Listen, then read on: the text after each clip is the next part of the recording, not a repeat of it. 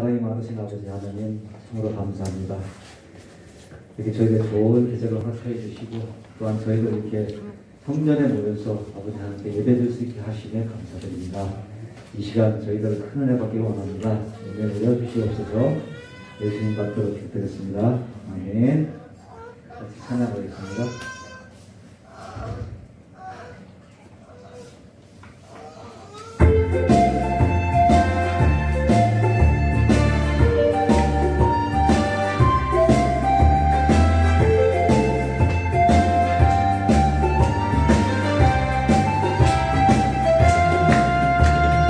사람을 보며 세상을 볼 때 만족감이 없었네. 나의 하나님 그분을 볼 때 나는 만족하였네. 저기 빛나는 태양을 보라, 또 저기 서 있는 산을 보아라.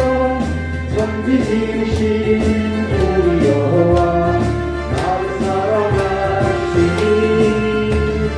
나의 하나님 한 번만으로 나는 만족하겠네. 사람을 보며 세상을 볼 때 만족함이 없었네.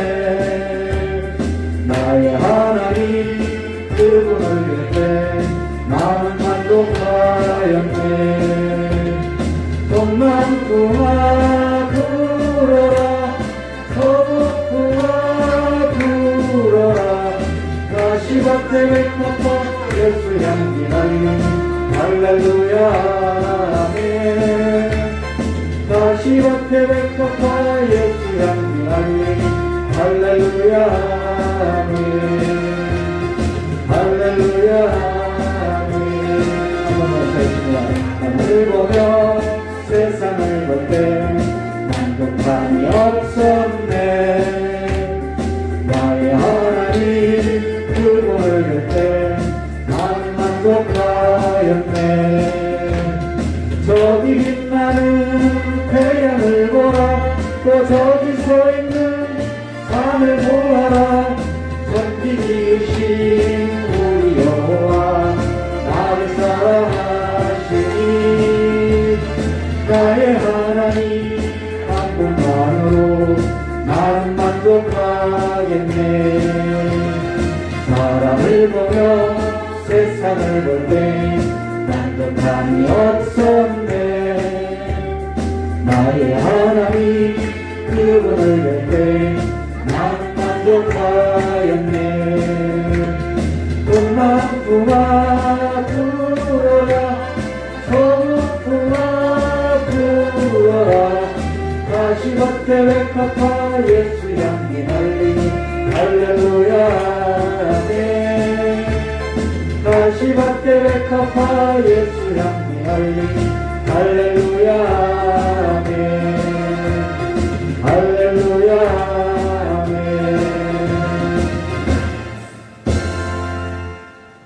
아멘. 사람을 보는 게 아니고 우리 주 예수님 하나님만 의지하시기 바랍니다.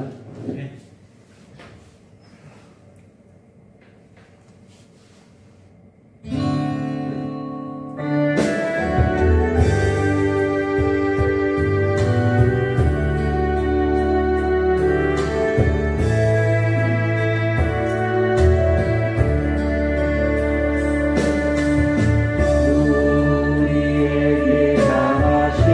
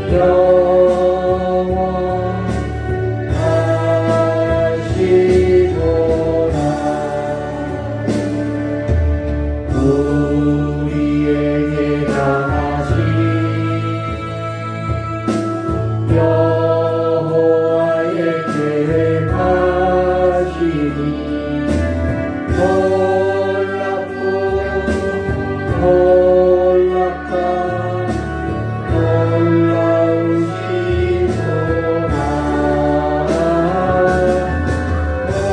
놀랍고 놀랍다 놀라우시구나.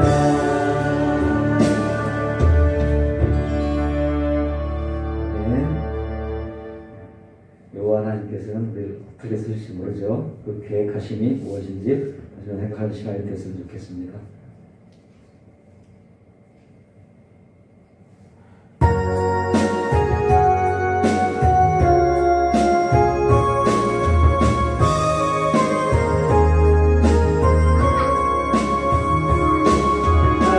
일에 실패했어도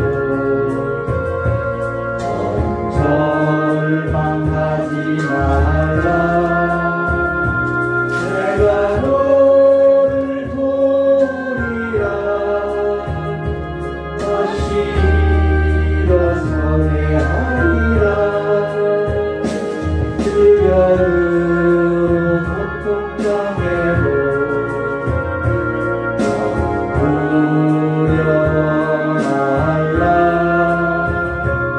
내가 너를 도우리라.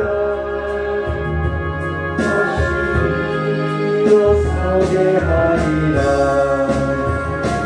나를 버린 나대로 내가 사랑하거늘 살며 너희를 그냥 나는 너와 함께하는 내 하나님이 그 오른손으로 붙들라. 내가 너를 굳세게 하리라. 너를 크게 사용하리라. 너로 하여금 날 증거하도록 내가 너를 도우리라. 물론 깃밥 끊임없어도 너는 낭망하지 말라. 내가 너를 도우리라. 다시 일어서게 하리라. 참지 못할 슬픔 있어도 기도하며 담대하라. 내가 너를 도우리라. 다시 일어서게 하리라. 감사함을 돌리며 이대로 간구하니 너희의 기도를 내가 외면하랴. 나는 너와 함께하는 너희 하나님 되니 그 오른손으로 붙들라. 내가 너를 굳세게 하리라. 너를 크게 사용하리라. 너로 하여금 나를 증거하도록 내가 너를 도우리라. 이절 같이 합니다. 한 깃밥 끊임없어도 너는 낭망하지 말라. 내가 너를 도우리라. 다시 일어서게 하리라. 참지 못할 슬픔 있어도 기도하며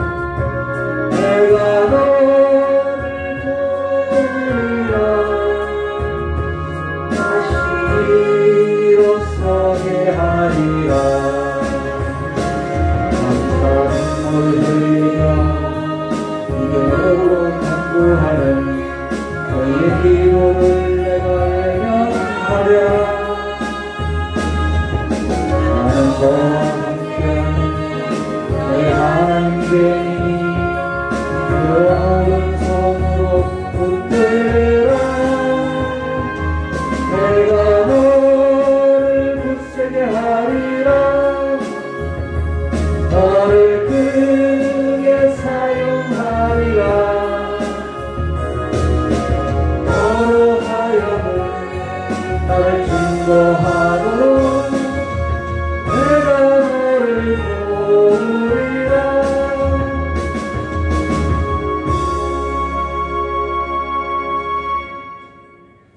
우리를 도우실 이는 위대하신 우리 여호와 하나님밖에 없음을 고백합니다. 다 같이 사도신 명하심으로 신앙 고백 드리도록 하겠습니다. 존나하사 천지를 만드신 하나님 아버지를 내가 믿사오며 그 아들 우리 주 예수 그리스도를 믿사오니 이는 성령으로 잉태하사 동정녀 마리아 하시고 본디오 빌라도에게 고난을 받으사 십자가에 박혀 죽으시고 장사한 지 사흘 만에 죽은 자 가운데서 다시 살아나시며 하늘에 오르사 전능하신 하나님 편자시다가 저희로서 선자와 죽은 자를 심판하러 오시리라. 성령을 믿사오며 거룩한 공예와 성도가 서력한 것과 죄를 사해 주신 것과 몸이 잘 사는 것과 영원히 사는 것을 믿사옵나이다. 아멘. 네, 우리 다 같이 찬송가 304장 같이 부르시겠습니다.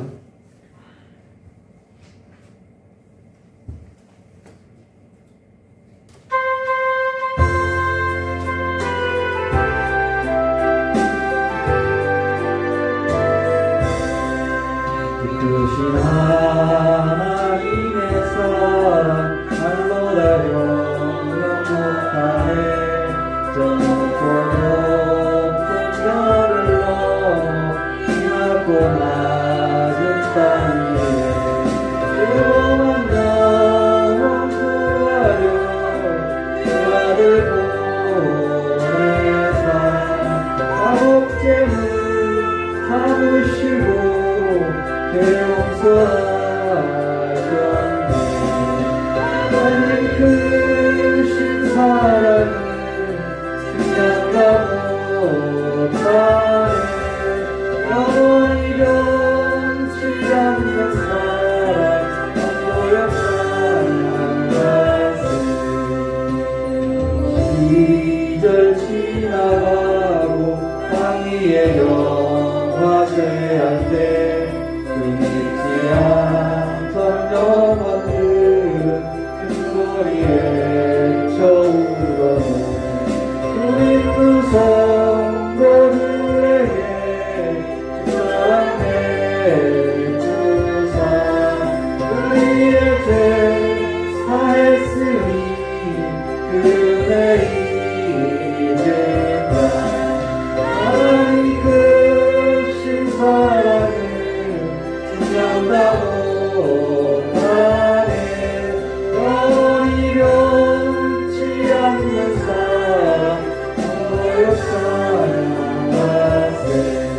하늘을 두루마리 삼고 바다를 먼걸 삼아도 한없는 하나님의 사랑 가기로 할 수 없겠네.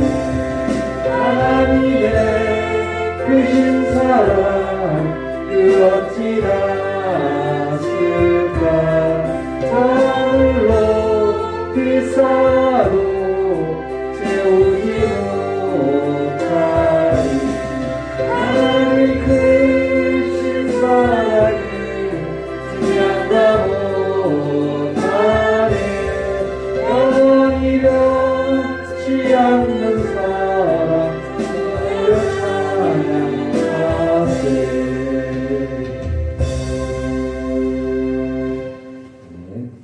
다 같이 머리 숙여 기도드리도록 하겠습니다.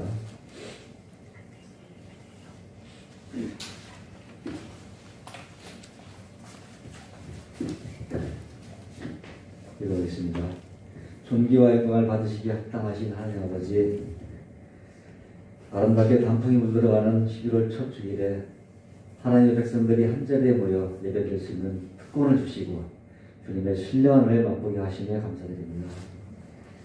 지난 한 주의 삶을 뒤돌아보니 또다시 부끄러운 모습밖에 없음을 고백합니다. 두 손 들고 회개하오니 주의 보혈의 분노로 새롭게 하여 주옵소서.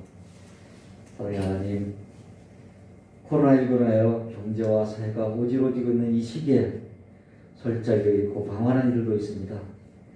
우리 인간들의 능력이나 한계가 있음을 깨닫게 하시고 오히려 이 위기를 통해서 생명의 주인 되시고 소망이 되시는 주님을 만나는 축복의 기회가 되게 하여 주시옵소서. 이 나라와 이 민족을 위해 기도합니다. 대통령을 비롯해서 입법, 사법, 행정을 이끌어가는 위정자들 주님의 손으로 주사 하나님을 경외하고 백성들을 위하는 국민의 참 일꾼이 되게 하여 주시옵소서. 지금 이 자리에 나와 간절한 마음으로 오래 숨긴 귀한 성도들에게 친히 안수하시어 그들이 가지고 있는 모든 문제들과 기도의 제목들을 해결받는 귀한 역사가 일어나게 은혜 베풀어 주시옵소서. 원치 않는 질병과 병환 중에 있는 지체들은 주님의 치료의 광선을 비추사 깨끗이 치유케 되고, 경제적인 어려움이 있는 지체는 용기를 주시고, 가족의 갈등으로 고민한 지체는 격려를 주시고, 자녀 문제로 아파하는 지체는 크신 위로를 주사 고난의 터널이 끝나는 그날까지 주님의 손을 꼭 잡고 잘 견디게 하시옵소서. 하나님께서 뜻하신 바가 있어서 저희 힘있는 교회를 세우셨으니 말씀이 살아 숨쉬는 교회, 말씀대로 순종하는 교회, 진정한 예배가 살아있는 교회가 되게 하옵소서. 오늘도 당위에 세우사 말씀을 대언하신 목사님을 붙들어 주셔서 영육간의 강건함을 더해 주시고 주어진 모든 사역들을 능히 감당할 수 있도록 능력을 베풀어 주시옵소서. 또한 내 가족들의 건강을 책임져 주시고 가정에 크신 축복을 내려 주시옵소서. 특별히 이 힘든 시기에 레바논과 몽골의 복음을 전하기 위해 나가 있는 선교사님들과 그의 가족들에게도 주님이 정성껏 돌봐주시고 눈동자같이 지켜 보호하여 주시옵소서. 그들의 수고와 헌신이 전혀 헛된 일이 되지 않도록 역사하여 주시옵소서. 이 시간 드리는 예배를 통해서 주님 홀로 영광 받으신 줄 싸우며 거룩하신 예수님 이름으로 기도드립니다. 아멘. 네, 오늘 우리 같이 보실 말씀은요, 갈라디아서입니다. 신약 갈라디아서 4장 6절에서 7절 말씀입니다. 제가 가진 성경 신약 성경 306쪽에 나옵니다.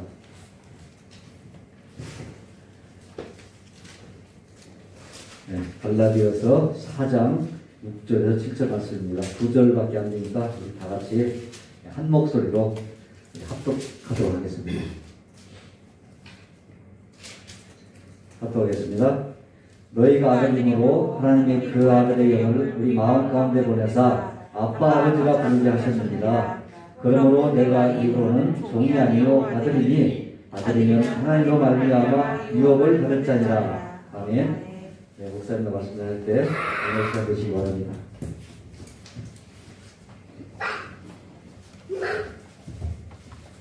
네, 정말 기도하도록 하겠습니다. 참 좋으신 하나님 아버지, 우리에게 성령을 보내주시고 아들의 영을 주시고 그리스도의 영을 보내사 친히 하나님 아버지를 아버지라 부를 수 있게 하여 주심을 참으로 감사하며, 또한 우리가 참으로 그 아버지가 내 아버지가 되시는 삶으로서 살아가는데 부족함이 없도록 주님께서 믿음을 더하여 주시길 간절히 원하오며 기하신 예수님의 이름으로 축복하며 기도드리옵나이다. 예, 오늘은요 갈라디아서 4장 6절과 7절로 나는 하나님 아버지를 믿습니다 라는 제목으로 우리 함께 하나님 말씀을 나누도록 하겠습니다. 우리가 지금까지 전능하신 하나님, 창조하신 하나님, 그리고 오늘은 하나님 아버지라는 지금 세 가지를 보고 있는데요. 이것은 우리의 신앙에 있어서 매우 중요한 기초가 되고 있죠. 이것은 우리의 신앙의 그냥 뿌리가 되고요, 전제가 된다는 것입니다. 신앙에 있어서 기초는 매우 중요한 것이죠. 아무리 좋은 건물을 쌓아도 그 기초가 불법이면은 불법 건축물이 되는 것처럼 우리의 신앙의 믿음에 있어서 기초가 잘못되면요, 그것은 불법적인 신앙일 수밖에 없다는 것입니다. 그래서 우리가 믿는 바가 뭔지에 있어서 전제되는 것이 바로 이 성부 하나님에 대한 신앙의 고백으로서 나는 전능하신 하나님을 믿습니다. 나는 창조주 하나님을 믿습니다. 나는 그가 내 아버지이심을 믿습니다라는 이 신앙 고백이 얼마만큼 우리의 삶 가운데 살아있는지가 우리의 신앙의 기초라는 것이고 전제라는 것입니다. 그러면 오늘 우리가 지금 사도신경을 네 번째로 보고 있는데요. 사실 성부 하나님에 관한 신앙 분백은 사실 전능하신 하나님, 창조주 하나님으로 그냥 마치려고 준비했는데 한 2주 전쯤부터 하나님께서 내 아버지가 되신다는 것이 일상의 삶 가운데서 경험되고 또 깨닫게 된 것이 있어서 준비했던 것과 달리 이 나는 하나님 아버지를 믿습니다라는 것을 지금 삽입해서 새롭게 준비해서 여러분들과 함께 나누려고 한다는 것입니다. 한 주 동안 그로 인해서 더 깊이 묵상하고 경험한 게 되었는데요. 이번 주 중에 한 청년이 제 아내하고 전화 상담하는 것을 듣던 중에 제 아내에게 이런 말을 했어요. 하나님이 내 아버지라는 것을 믿는다면은 우리가 하나님과 나누지 못할 것이 있느냐, 못할 것이 무엇이 있느냐라고 옆에서 거들어줬다는 것입니다. 근데 사실 저의 딸이 친구의 아버지에게 예의 바른 학생이라는 거예요. 학교에서도 그렇죠. 근데 저에게는 요구할 것도 많고요. 따지기도 하고요. 삐지기도 하고요. 거래도 하고요. 원망도 하기도 한다는 것입니다. 근데 사실 저의 딸이 저에게 그런 것을 요구하고 원망하고 거래를 하고 하는 것은 그가 저와 뭐하고 있다는 관계가 있다는 것이죠. 부모와 자식 간이라는 관계가 있고 그 관계 안에서 뭐가 이루어지냐면 교제가 이루어지고 있다는 것입니다. 사귐이 있다는 것이죠.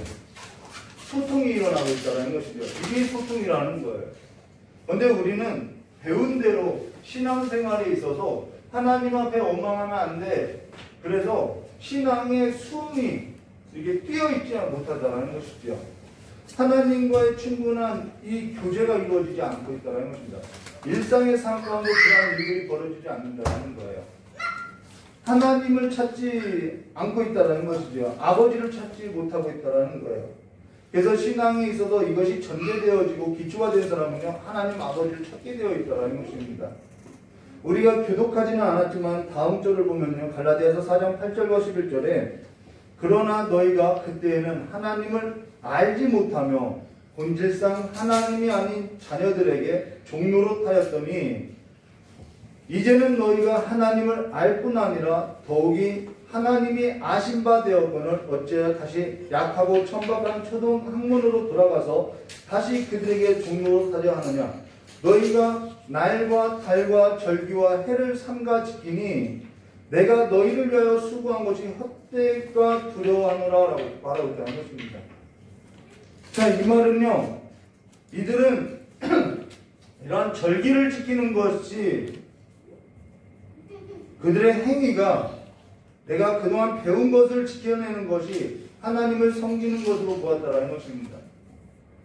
근데 저희 아내에게 상담 중에 그 아이가 하나님께 원망하면 안 된다고 배운 신앙으로 하나님께 원망하면 안 된다고, 그래서 하나님한테 원망은 마음을 가득 차 있는데 하나님과 소통을 하지 못하고 있다는 것이죠.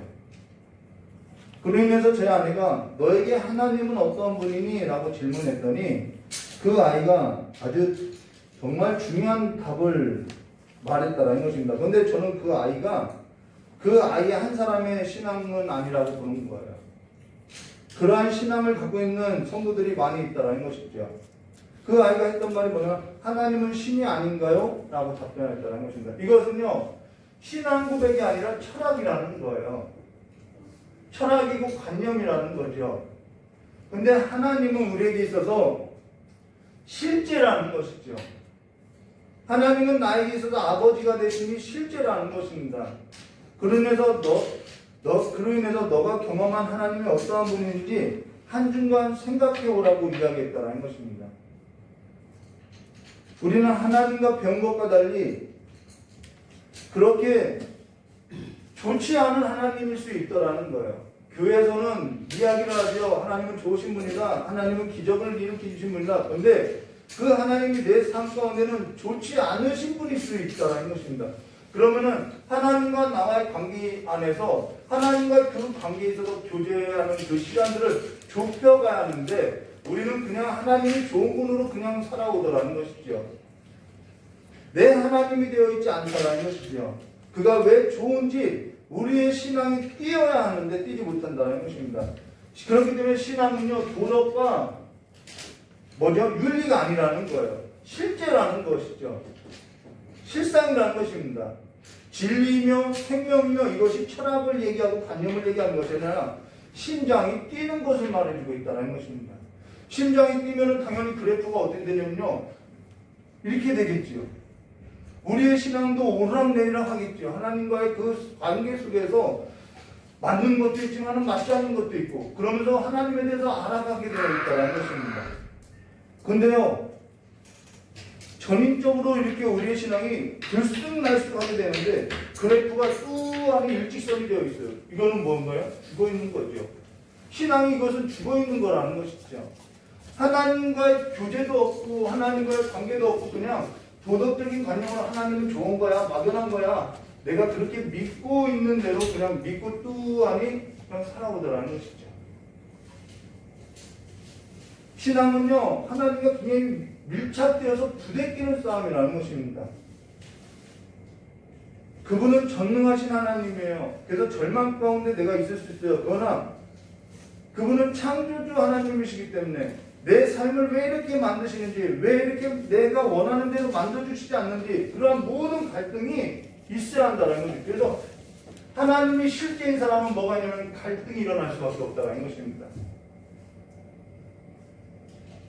솔직하게 하나님께서 하시는 일이 다 마음에 들었느냐? 저는 그렇지 못하겠다라는 것이죠. 저도 원망을 했던 적도 있고요. 그러면은 그 일에 있어서 우리는 하나님께 솔직하게 물을 수 있다라는 것이죠. 하나님께서 행사하는 모든 일이 다 마음에 들어서 지금까지 우리가 쭉 신앙생활을 해왔느냐? 그렇지 않다라는 것입니다. 지금 우리는 하나님을 어떠한 공간에 두고 신주단지 모시듯이 가만히 모시고 일상의 삶 가운데는 하나님과 관계없이 교제도 없이 소통도 없이 그냥 시간을 보내고 있고 있더라는 것이죠. 이것은 뭐라고 이야기하면 신앙이 아니라 그거는 종교라고 한다는 것입니다. 그런데 우리는 종교가 아니라 뭐냐면 신앙이라고 이야기하는 거예요. 저는 아버지와 오랜 세월을 부대꼈던 것으로 아버지의 마음을 이제 조금 알겠더라는 것이죠. 아버지와 부대낀 삶이 없었다면 아버지의 마음을 이해했겠냐는 거예요. 지금 우리가 하나님을 예배당 안에 신주단지 모시듯이 모시고 있거나 아니면은 지금 우리가 일상의 삶 가운데 하나님과의 관계 맺은 거 없이 소통함이 없이 실제적인 그 하나님과의 갈등 없이 살아가고 있다고 하는 것은 그것은 뭐냐면 내가 종교 생활을 하고 있다는 것입니다. 그냥 절기 지키고 사도신경 암기하고 그러한 신앙의 종교를 갖고 있다는 것이죠. 그분은 살아있다는 것이죠. 하나님께서 내 삶에 있어서 아무 일도 하지 않는 것은요, 굉장히 심각한 문제라는 것입니다. 하나님께서 우리의 삶에 있어서 간섭하지 않고 내 마음대로 내가 다 살아가고 있는데 아무런 간섭이 없어요. 심각한 문제인 것이죠. 내 마음대로 다 또 하나님이 해주시는 것이냐? 그것도 한번 생각해 보아야 한다는 것입니다. 우리가 앞서 전능하시고 창조주 하나님에 관해서 이미 살펴보았다는 거예요. 그분은 내 마음대로 하시는 분이 아니라는 것이죠. 예수님께서 우리에게 성령을 주실 때에는 그 성령께서는 갈라디아서 5장 16절과 18절, 우리가 이 다음 장으로 넘어가면 이렇게 말하고 있죠. 내가 이르노니 너희를 성령을 따라 행하라. 그리하면 육체의 욕심을 이루지 아니하리라.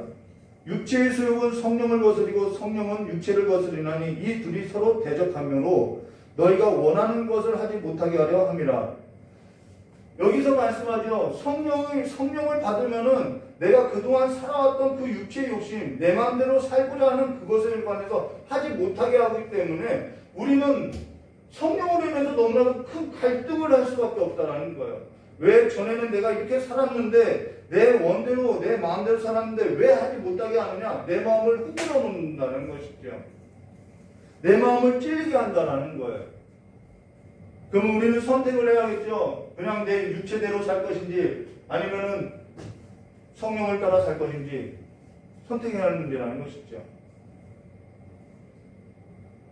근데 내 육체의 욕심대로, 내 마음대로, 내가 원하는 대로 보고 싶은 것 다 보고, 듣고 싶은 것 다 보고, 듣고, 하고 싶은 말 다 하고 사는데 아무 일도 일어나지 않는다? 아무런 하나님의 간섭이 없다? 뭔가 문제가 있다는 것입니다. 하나님의 아들 예수 그리스도께서 보내신 성령은 우리 안에서 고린도전서 2장 11절과 12절로 사람의 일을 사람의 속에 있는 영 외에 누가 알려? 이와 같이 하나님의 일도 하나님의 영 외에는 아무도 알지 못하느니라. 우리가 세상의 영을 받지 아니하고 오직 하나님께로부터 온 영을 받았으니 이는 우리로 하여금 하나님께서 우리에게 은혜로 주신 것들을 알게 하려 하심이라 라고 하는데, 여기서 우리는 하나님께서 우리에게 은혜로 주신 것에 관해서는 관심이 없다라는 거예요. 그러니까 어떻게 하냐면 하나님과 계속 갈등이 벌어지고 있다는 것이죠. 그러면서 우리는 하나님을 이 갈등으로 인해서 우리는 하나님을 알아가게 되고 하나님께서 내게 하신 일들에 있어서 알게 되는 것으로서 정말 하나님을 더 깊이 알아가는 삶으로서, 그래서 하나님과의 관계 안에서 하나님과 교제를 하고 하나님과 함께 심장이 뛰는 삶으로서 우리는 완전히 이 갈등을 넘어서 뭐하게 되면 완전히 새롭게 된다는 것입니다. 바뀌게 된다는 거예요. 이 변화가 없다고 하면 그것은 뭐냐면은 또 안에 죽어있는 신앙이겠죠. 죽어있는 거예요. 하나님께서 우리에게 성령을 보내신 것은요, 누구를 담기 위함이냐면은 하나님의 형상, 아들을 담게 하기 위함이라는 거예요. 그가 우리의 아버지라고 하면은 우리는 당연히 그분을 닮을 수밖에 없는 것이겠죠. 근데 우리의 본질은 누구를 닮게 되었냐면 세상을 닮게 되어 있다는 것입니다. 그러니까 어떻게 해요? 이 세상을 닮고자 하는 나와 하나님을 닮게 하고자 하는, 하나님의 아들을 닮게 하고자 하는 성령의 역사가 갈등할 수밖에 없다는 것이죠. 그래서 우리의 삶도 한번 뒤집어 놓기도 하고, 근데 아들인데 하나님과 아무런 관계없이 내가 여전히 세상을 닮고자 살아가고 있다고 하면 그거는 죽어있는 거라는 것입니다. 죽은 신앙이라는 거예요. 변화라는 것은 하나님께서 아버지가 되심으로써 우리가 아들의 형상으로서 바뀌어가는 것을 말해준다는 것입니다. 그러면은 전에 우리가 이 아들의 형상으로서 온전케 되기 전에 이 전의 삶은 어떠했느냐? 성경은 말하고 있죠. 에베소서에서 아주 잘 나타나고 있죠. 본질상 진노의 자녀였더니 라고 말하고 있죠. 왜 그러면 우리가 본질상 진노의 자녀이냐? 자, 신명기서 21장 15절과 23절의 말씀에 보시면 세 가지 주제가 나오는데, 하나는 장자권에 대해서 이야기해요. 장자권을 이렇게 주어라. 그 다음 또 하나는 완악하고 폐역한 아들은 어떻게 해라? 돌로 쳐 죽이라. 그리고 나서 죽을 만한 죄가 있는 자에게는 십자가에 나무에 달려 죽는데 그는 나무에 달린 자는 저주를 받은 것이다 라고 이야기했어요. 그러면은 죽을 만한 죄가 뭐냐면은 장자권에 대해서 팔고 완악하고 폐역하게 방탕하게 살아가는 삶이 죽을 만한 죄라는 것이죠.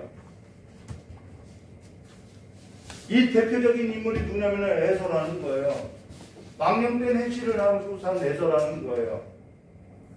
신명기서 21장 그래서 장자권을 아닌 그 완악하고 폐역한 아들에 관해서 뭐라고 이야기하냐면 신명기서 21장 18절과 21절로 사람에게 완악하고 폐역한 아들이 있어 그의 아버지의 말이나 그의 어머니의 말에 순종하지 아니하고 부모의 징계야 해도 순종하지 아니하거든 그의 부모가 그를 끌고 성문에 이르러 그 성읍 장로들에게 나가서 그 성읍 장로들에게 말하기를 우리의 이 자식은 완악하고 폐역하여 우리의 말을 듣지 아니하고, 여기서 말을 듣지 않는다라고 이야기하죠. 이건 굉장히 중요한 주제라는 것입니다. 그리고 방탕하며 술에 잠긴 자라 하면 그 성읍의 모든 사람들이 그를 돌로 쳐 죽일 것이요 이와 같이 내가 너희 중에서 악을 제하라. 그리하면 온 이스라엘이 듣고 두려워하리라 라는 말로서 이 폐역한 아들은 죽을 죄라는 거예요. 근데 그 죽어야 할 죄를 범할 경우 어떻게 하냐면요, 22절과 23절에 사람이 만일 죽을 죄를 범함으로 내가 그를 죽여 나무 위에 달거든 그 시체를 나무 위에 밤새도록 두지 말고 그날에 장사하여 내 하나님 여호와께서 내게 주신 기업에서 그 땅을 더럽히지 말라. 나무에 달린 자는 하나님께 저주를 받았습니다 라고. 나무에 달린 자는 하나님의 저주를 받는다고 하는데 그럼 누가 나무에 달려야 하는 문제냐는 거죠. 나는 아니라고요? 저는 제가 달려야 할 것 같아요. 레위기서 24장 10절과 11절에 어떤 사람이 여호와의 이름을 모독한 사건이 있었어요. 여호와의 이름을 저주한 사건이 있었어요. 그래서 무리들이 그를 끌고 모세에게 갔대. 여호와께서 모세에게 뭐라고 명령하면 돌로 쳐 죽이라고 명령하죠. 그러면서 부모를 저주한 자도 그렇게 하라고 이야기하죠. 하나님과 부모의 자리는 바로 그 역할을 담당하는 자리이기 때문에 그런 명령을 한 거죠. 근데 입은 비뚤어졌어도 말은 바로 하라고 여기에 이 일에서 비껴갈 자가 누가 있느냐는 거예요. 저 역시 삶이 힘들고 어려울 때 전능하신 하나님을 믿지 못하고 창조자 하나님을 신뢰하지 못하고 이 하나님의 삶의 영역으로 들어오기 전에 살던 삶에는 내 마음대로 안 되고 하나님을 신뢰하지 못하고 하나님과의 교제가 없을 때는 그가 전능하시고 창조주라는 사실을 모르고 내 아버지 되심을 모를 때는 하나님이 있긴 어딨어 모욕하고 살아갔다라는 거예요. 그러면 나무에 달린 자는 예수가 아니라 바로 제가 달려야 할 문제라는 것이죠. 근데 거기에 누가 죽었냐면은 예수 그리스도께서 대신 죽었다라는 것입니다. 왜 예수 그리스도께서 대신 죽었느냐? 그 완악하고 폐역한 저주받아야 할 그 모습으로서 내 모습으로서 대신 죽었다라는 거예요. 우리는 예수님이 죽었으니까 나를 위해서 죽었으니까 내 죄를 짊어졌으니까 그렇게 생각하는데 거기는 내가 죽어야 할 자리였다라는 것입니다. 근데 예수께서 그러한 내 형상과 내 모양대로 오사 대신 십자가에 달려 죽으신 것으로서 예수께서는 죄가 없는데도 불구하고 예수는 하나님 아버지께 순종한 삶임에도 불구하고 예수께서는 내가 받아야 할 그 저주를 대신 받아 나무에 달려 죽으신 것으로서 전에 우리의 삶에 있어서는 에베소서 2장 1절과 2절에 말씀한 것 같이 그는 허물과 죄로 죽었던 너희를 살리셨도다. 그때 너희는 그 가운데 행하여 이 세상 풍주를 따르고 공중권세 잡은 자를 따랐으니 곧 지금 불순종 아들들 가운데 역사하는 영이라. 이것이 내 마음대로 사는 것이죠. 그러고 나서 3절과 5절에 전에는 우리도 다 그 가운데 우리의 육체의 욕심을 따라 지매며 육체와 마음이 원하는 것을 하여 다른 이들과 본질상 진노의 자녀였더니 국률이 풍성하신 하나님이 우리를 사랑하사 그 큰 사랑으로 인하여 허물로 죽은 우리를 그리스도와 함께 살리셨고 너희는 은혜로 구원을 받은 것이라 라는 것으로 예수로 말미암아 완전히 새로운 삶으로서 우리가 변화를 받았다는 거예요. 그러면은 우리가 완전히 새롭게 변화를 받았다는 것은 이러한 종교를 말하는 것이 아니라 우리는 그분이 내 아버지 되심을 고백하는 신앙이 있어서 실제 삶이 되었음을 말해준다는 것입니다. 그러면서 우리가 예수로 말미암아 어떠한 자가 되었느냐? 에베소서 2장 10절로 우리는 그가 만드신 바요. 이것이 고백되어지는 것이죠.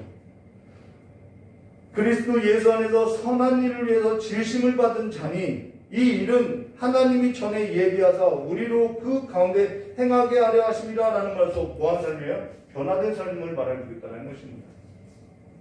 근데 지금도 전에 우리도 다 그 가운데 우리 육체의 욕심을 따라 지내며 육체와 마음이 원하는 것을 하여 다른 이들과 본질상 진노의 자녀였더니 라는 삶을 여전히 고집하고 있다고 하면 그 신앙은 뭔가 잘못되어 있는 것이죠. 하나님이 그대로 그냥 그렇게 살도록 내버려 뒀던가 아니면 본인이 고집하고 살든가. 근데 그렇게 살아도 그가 내 아들이면은 내 자식이면 하나님은 뭐예요? 끝까지 간섭한다라는 것입니다. 끝까지 갈등을 일으킨다라는 거예요.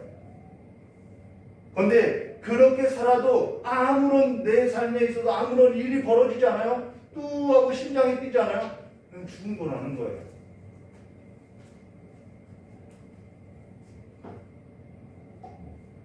일상의 삶 가운데 하나님과의 관계 가운데 하나님과의 교제와 소통이 없어요? 죽은 거라는 것입니다. 내가 내 마음대로 살아도 하나님께서 내 삶에서도 제동을 걸어주지 않아요? 심각한 문제인 것이죠. 새롭게 된 우리의 삶이라는 것은 하나님께서 내 아버지가 되신 것으로서 하나님께서 우리의 삶에서도 간섭한다라는 것으로서 하나님은 우리에게 아버지 되시고요. 그가 아버지 되신 것으로서요. 하나님은 우리를 하나님의 아들로 만들어가는 과정 가운데 우리를 굉장히 흔들어 놓는다라는 거예요. 그렇기 때문에 성령께서 인도하시는 그 삶의 길은 하나님 아들 예수 그리스도의 형상을 이루어가는 그 삶으로서 우리가 빚어지기 때문에 우리는 그 아들의 형상을 빚어질 때 그가 그 삶을 살 때 우리는 그를 가리켜서 뭐라고 하냐면 저가 그리스도인이다 라고 이야기하는 것이죠. 그냥 나 하나님이 내 아버지야. 나는 그걸 믿어. 이거는 본인이 믿는 것이고요. 그 믿음은 실제가 될 때 나에게 있어서 붙여지는 이름은 그리스도인이라는 것입니다.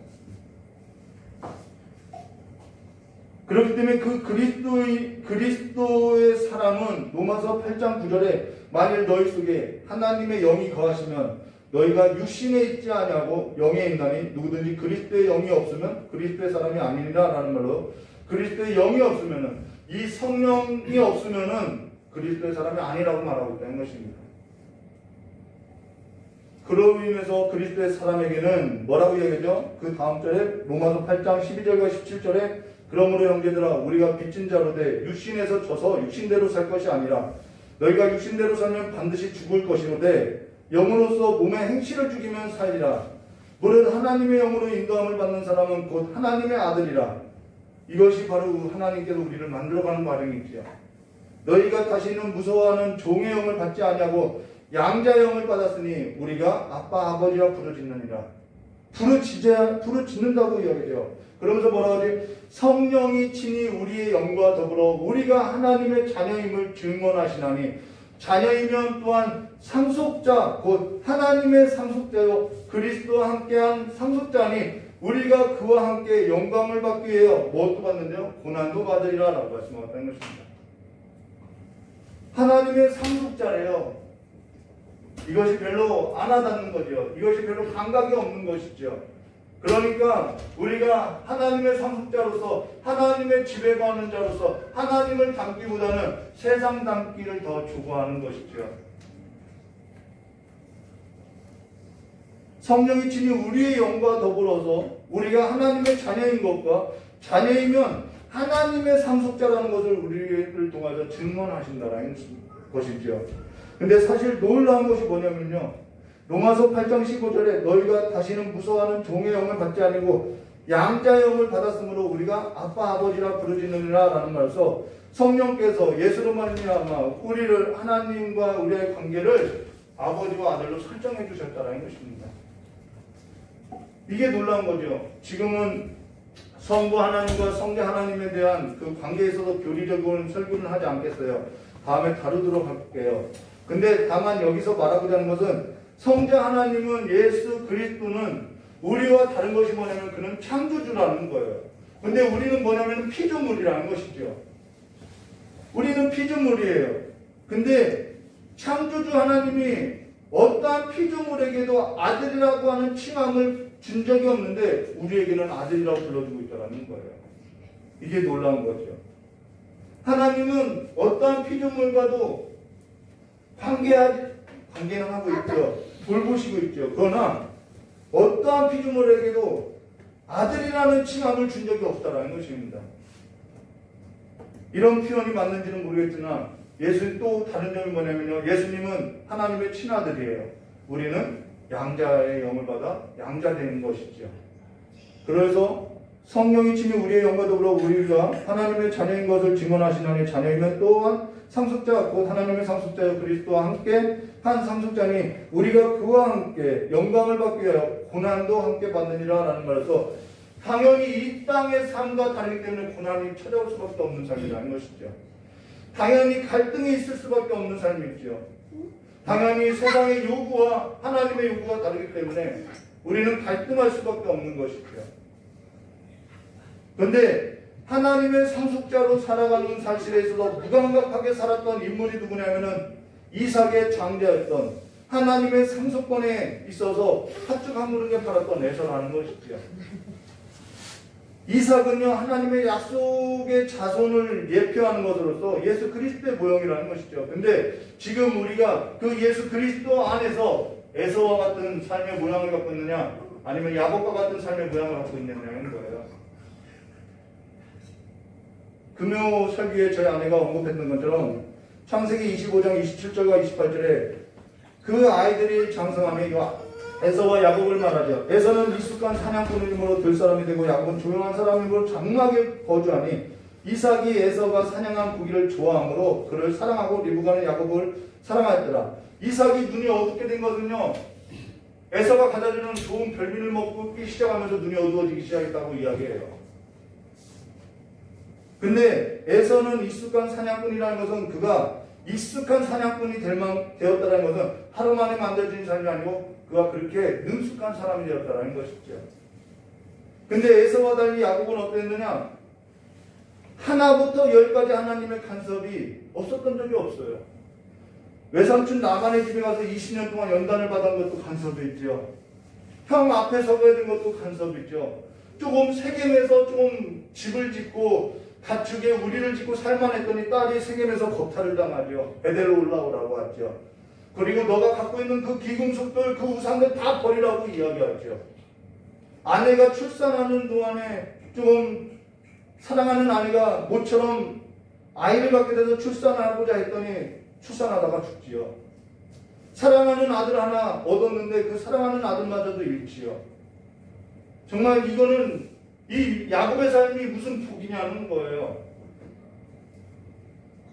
자기 마음대로 한 것이 아무것도 없더라는 것이죠. 우리가 사도행전을 마치고 우리가 창세기를 볼 것인데요. 하나님께서 우리를 자녀로 대우하신다는 것이 뭐냐는 거예요. 내가 마음대로 내가 지금 이걸 구했는데 하나님이 이걸 들어주셨어. 그것이 나를 자녀로 대우한다는 것이 아니라는 것입니다. 성경은 하나님께서 우리를 자녀로 대우하신다는 것은 히브리서 10장 1절과 10절 말씀에 나와 있죠. 이러므로 우리를 구름과 같이 둘러싼 허다한 증인들이 있으니 모든 무거운 증거 얼매기 쉬운 죄를 벗어버리고 인내로서 우리 앞에 강한 경주를 하며 믿음의 주이신 또 온전케 하시는 이를 예수를 바라보라. 그는 그 앞에서 있는 기쁨을 위하여 십자가를 참으사 부끄러움을 개의치 아니하시더니 하나님 보좌의 우편에 앉아 계시느니라라는 말에서 하나님의 자녀로서 산다는 것은 누구를 붙들게 하는 삶이냐면 예수를 붙들게 하는 삶이라는 거예요. 내 마음대로 안 되니까 왜 그렇게 안 되느냐고 우리는 예수를 붙들고 인내할 수밖에 없는 것이지요.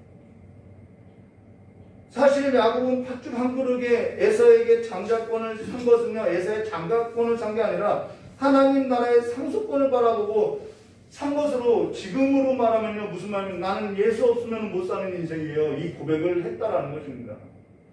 그래서 그는 여러 삶의 환란을 겪어도 그가 누구로서 살아가냐면은 나는 예수 없으면 살아갈 수밖에 없습니다. 이 약속 붙들고 살아갔다라는 거예요. 하나님께서 그의 인생을 그렇게 간섭했다라는 것이죠. 저의 인생도 마찬가지예요. 하나님께서 조그만 일에도 사사로운 일에도 간섭하지 않았다면 이런 인물이 되지 못했겠죠. 그냥 저도 설교할 때 예수 믿으면 복 받습니다. 이렇게 하면 좋은 일 생깁니다. 우리의 욕구를 채워줄 수 있습니다. 라고 하겠죠. 근데 4절과 8절에 뭐라고 이야기했죠? 히브리서 12장에 하나님께서 자녀를 대우하신다는 그 대우는 4절과 8절에 이렇게 말씀하죠.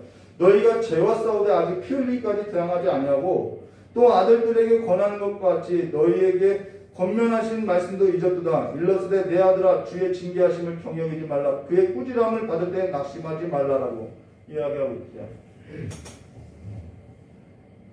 주께서 그 사랑하는 자에게 징계를 하시나니 그가 받아들이시는 아들마다 채찍질하느니라 하였느니 너희가 참음은 징계를 받기 위함이라. 하나님의 아들과 같이 너희를 대우하시나니 이게 아들과 같이 대우하신다는 거예요.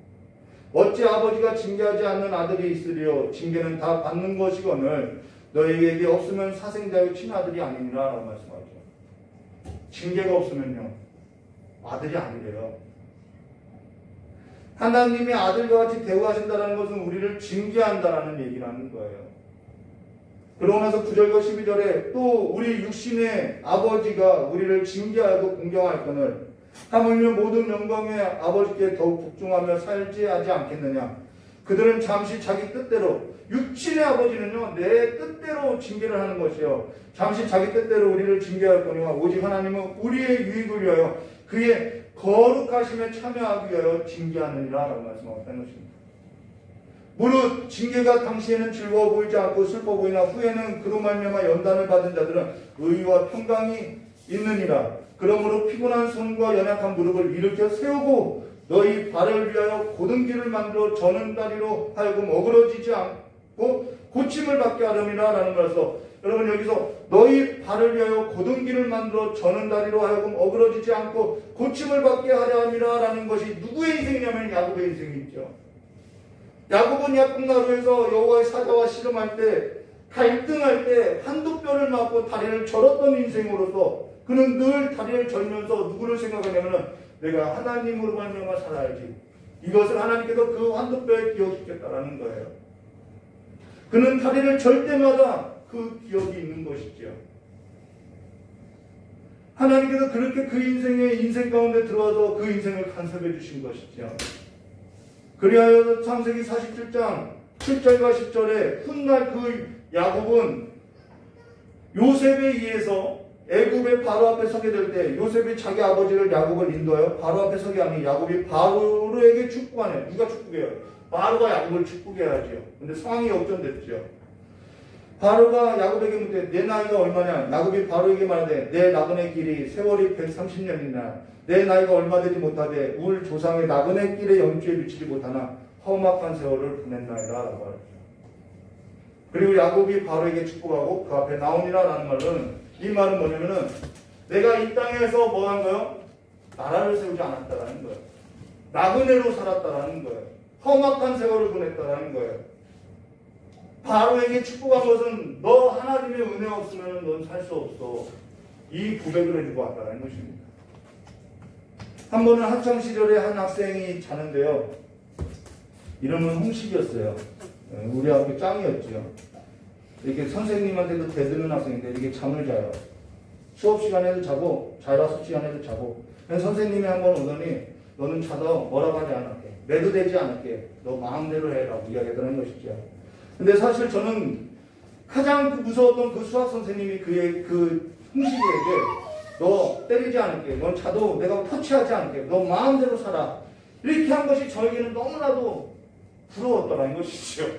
왜냐면 저도 수학을 못했기 때문에 점수가 안 나기 때문에 그 선생님이 제일 무서웠는데, 그 선생님이 걔는 자도 때리지도 않고 아무것도 매도되지 않고 그냥 냅두더라는 거예요. 근데 얼마 있다가 그 홍식이가 자퇴를 하더라는 거예요. 여러분 로마서 1장 24절과 25절에 그러므로 하나님께서 그들의 마음의 정욕대로 더러움에 내버려 두사 그 몸을 서로 욕되게 하셨느니라 라는 말로서 그냥 내버려 두게 살게 하는 것이 그냥 무서운 형벌이라는 거예요. 근데 사실 내 마음대로 하고 내 마음대로 하는 것보다 잘 되는 것이 복일까? 우리는 아니라고 입으로는 말하지만 그게 복이라고 우리는 구하고 있다는 거예요. 사실 세상에서 내 마음대로 하고 살아도 아무런 일도 일어나지 않는 것이 우리는 부러움의 대상이더라는 것이죠. 사실 내 마음대로 다 하는데 모든 일이 잘 돌아가고 있다고 하면 그 아비는 누구예요? 세상인 것이죠. 내가 내 마음대로 하고 내가 세상에서 내 마음대로 하는데 그 모든 일이 다 잘 되어가요. 그거는 하나님께서 복 주신 것이 아니라 그렇게 살아도 그것에 관해서 모든 것을 가져다주는 그 아비는 세상이라는 거예요. 근데 여기에 이는 그들이 하나님의 진리를 거짓 것으로 바꾸어 피조물을 주물주보다 더 경배하고 섬김이라. 주는 곧 영원한 찬송을 받으실 인치르다 아멘이라는 말은 무슨 말이냐면요, 하나님은 그러한 분이 아니라는 거예요. 진리를 거짓 것으로 바꿔서 피조물을 하나님보다 주물주보다 더 경배하고 그렇게 추종하고 섬기는 삶을 하나님은 원하는 것이 아니라는 거지요. 여러분, 그래서 하나님이 실제면요 우리의 삶은요 바뀔 수밖에 없다는 것입니다. 기도하지 않을 수 없는 거예요. 그래서 어제 저희 장모님이 저에게 요즘 찬송을 왜 그렇게 들어? 라고 이렇게 질문을 하시는 거예요. 사실 그때는 뭐라고 답변해줘야 하나 너무 복잡해서 답변을 잘 못했어요. 그러나 그 질문에 있어서 저는 또 묵상하죠. 하나님 왜 그렇게 된 거예요? 언제부터 듣게 됐어요? 왜냐면 저 자신도 저의 삶을 인생에 있어서 잘 몰라요. 그래서 하나님께 묻다가 생각난 것이 뭐냐면은 저희 아버지가 건강이 좋지 않을 때 저희 둘째 외삼촌이 와서 1시간 동안 매일같이 찬송을 불러주면서 뭐라고 했냐면 찬송을 부르면 영이 산다라고 이야기해 준 거예요. 그 말을 듣고 나서 저도 저녁마다 1시간씩 찬송을 하고 1시간씩 기도하기 시작했다는 것입니다. 왜요? 나도 영에 대해서는 욕심이 많거든요. 승부욕이 있거든요. 다른 건 몰라도 하나님과의 관계에서는 남들보다 지기 싫어하거든요. 그리고 저 목욕할 때도 찬송 많이 불렀거든요. 근데 그때는 잘 뭐 한 거죠. 근데 지금 한 3년 정도 됐는데요. 요즘은 3년 정도 그렇게 해왔더니 그것이 저의 삶에 익숙해지고 겉으로까지 드러나는 삶이 된 것으로서 사실 요즘 하나님을 더 깊이 알아가고 있다는 것입니다. 찬양이라는 것은, 그래서 찬양이 있어서 깨닫게 된 것이 뭐냐면 찬양이라는 것은 하나님께서 우리를 지으신 바요 우리의 분업이 찬양이라는 거예요. 하나님을 경배하도록 우리를 지으셨다는 것이죠. 그리고 찬양은 영적인 실제 일상의 삶 가운데 경계를 명확히 해주는 것으로서 승리를 가져온다는 것입니다. 그래서 전쟁에 있어서 찬양을 날마다 부르고 나갔다는 것이죠. 예배 가운데 왜 찬양을 부르냐면요. 그 찬양이 예배를 여는 문이고 이 예배는 영적인 싸움이기 때문에 찬양으로서 예배를 문을 열고 있다는 것입니다. 찬양은 우리의 영혼을 다시 살리는 거예요. 내 영혼을 살리고 있다는 거예요. 그리고 왜 찬양이 중요하냐면 하나님은 찬송 중에 임하신다는 것입니다. 하나님을 만나고 하나님을 경험하는 가장 좋은 것이 찬양이라는 거예요. 그래서 이스라엘 백성들에게 노래를 가르치라고까지 말하고 있죠. 세상의 노래는요, 하나님의 임재가 없어요. 하나님을 경험하지 못해요. 하나님을 부르지도 않아요. 세상의 노래는 누구를 찬양하려면 피조물을 찬양하는 거예요. 마음을 달래고요. 그런데 하나님을 찬양하는 것은요, 하나님 하늘의 지혜의 문을 열고 본래 찬양은 하나님을 하나님으로 인정하는 것으로서 하나님을 높이는 것으로서 하나님이 영광받게 하는 우리의 삶의 본업을 회복시켜준다는 것입니다. 근데 이 일에 있어 경험하게 될 때, 맛보게 될 때 우리는 더 깊은 것을 맛보고자, 더 깊은 삶으로 들어가고자 더 살아가기 때문에 실제 그 삶을 살아가기 때문에 어떻게 되면 나중에는 그것이 드러나게 된다는 것입니다. 주변 사람에게까지도 드러나게 되는 것이죠.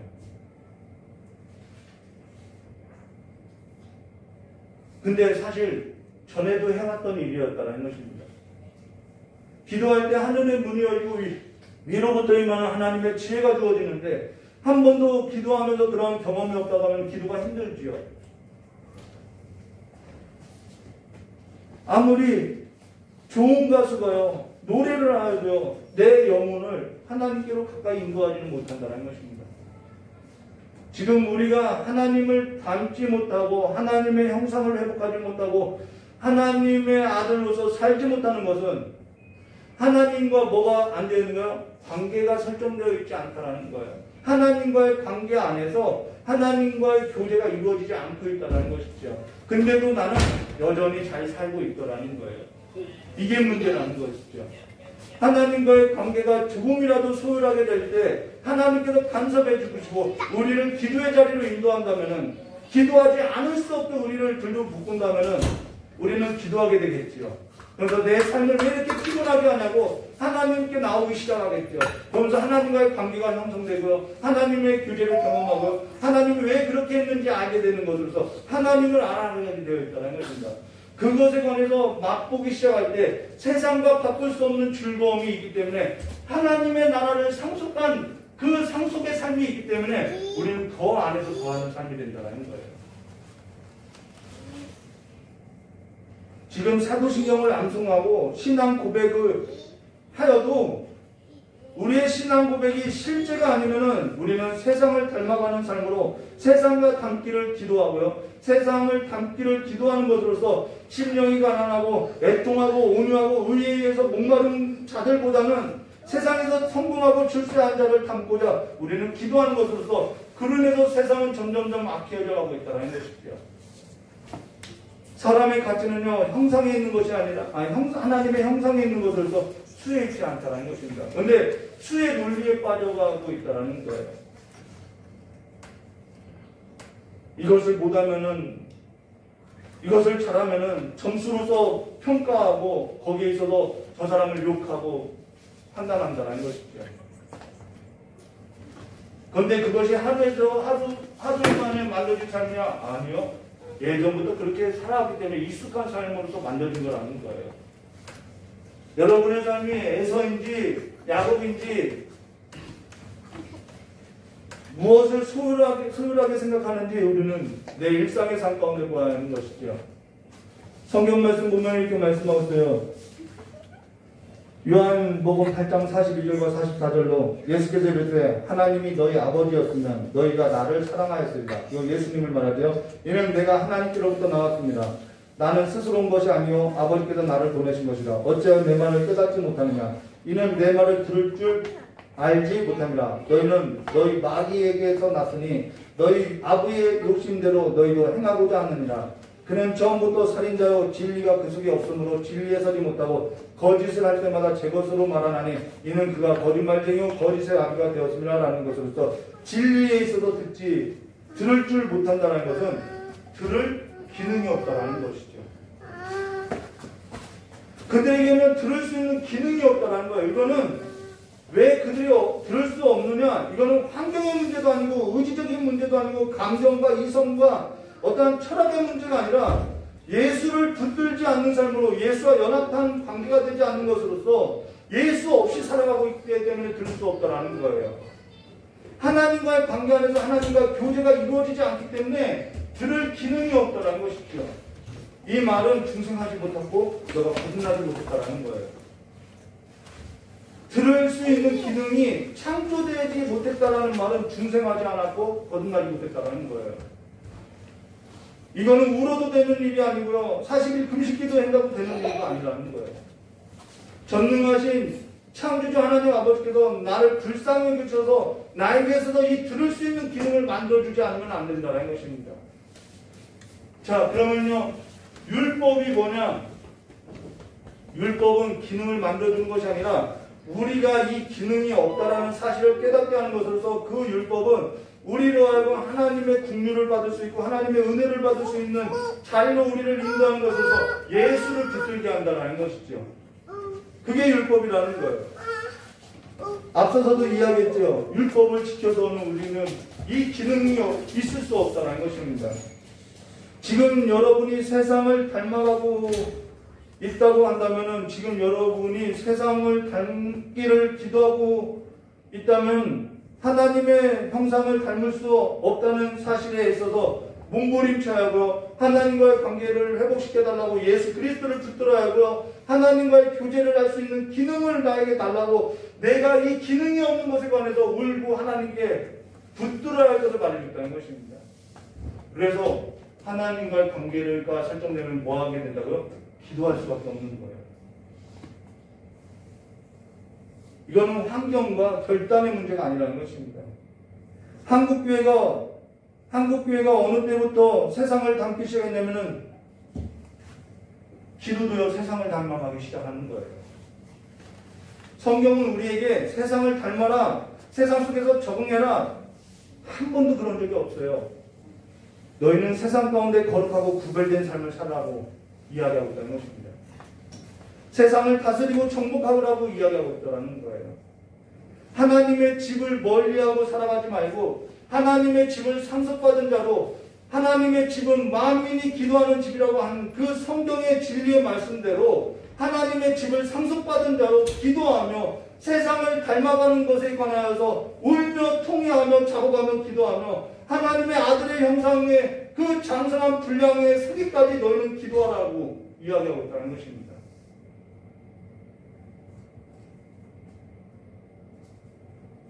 하나님과 그로 인해서 하나님의 뜻이 무엇인지 깊이 알아가는 삶으로서 하나님과의 교제가 이루어져야 할 것을 말해주겠다는 거예요. 이것은 어떠한 노력이나 수단이 아니라 우리는 이 기능이 전능하신 하나님 아버지께로부터 뭐해야 하는 사람이냐면 창조되어야 하는 사람인 것입니다. 이 기능이 창조되어 있지 않기 때문에 우리는 듣지 못하고요. 우리에게 익숙한 에서가 사냥에 익숙했던 것처럼 세상을 담기에 익숙한 삶대로 살아가는 거예요. 지금도 하나님의 집 안에서 여러분 우리는 다 신분을 받았어요. 아들이라는 신분을 받았어요. 근데 뭐가 없는 거예요? 기능이 없는 거예요.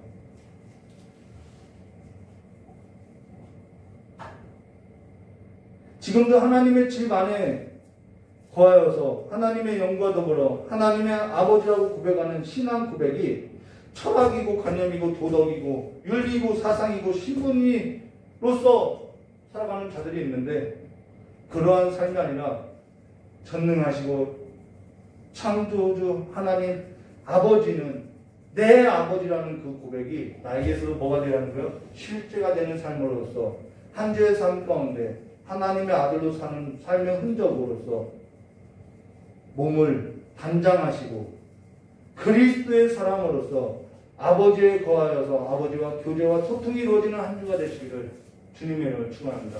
하나님의 나라는 저 멀리 있는 것이 아니라 내 일상 가운데 있다는 사실을 기억하고 살아가시기를 다시 한번 주님의 이름으로 축원합니다. 다 같이 기도하도록 하겠습니다. 참 좋으신 하나님 아버지, 에서가 하나님의 장자권을 하나님의 나라를 상속받을 그 유업의 나라에 있어서 소홀히 여긴 것과 같이 우리도 하나님의 신분을 가진 자로서 하나님의 나라의 삶에 있어서 소홀히 여기는 삶이 되지 않도록 우리를 불쌍히 여겨주시고 우리를 붙들어 주셔서 우리가 하나님의 음성을 듣는 기능 없는 자들이 아니라 날마다 일상의 삶 가운데 하나님께 귀가 열려져 있는 하나님께 눈이 떠져 있고 하나님께 시선이 고정되어 있는 자로서 살아가는 삶이 될 수 있도록 주님께서 복을 내려주시옵고 그 삶에서 하나님을 더욱 알아가고 경험되어지고 하나님께서 우리를 빚어진 그 빚으신 삶의 모양대로 우리의 삶이 드러나게 해주실 간절히 원하오며 여호신 예수님의 이름으로 축복하며 기도드리옵나이다.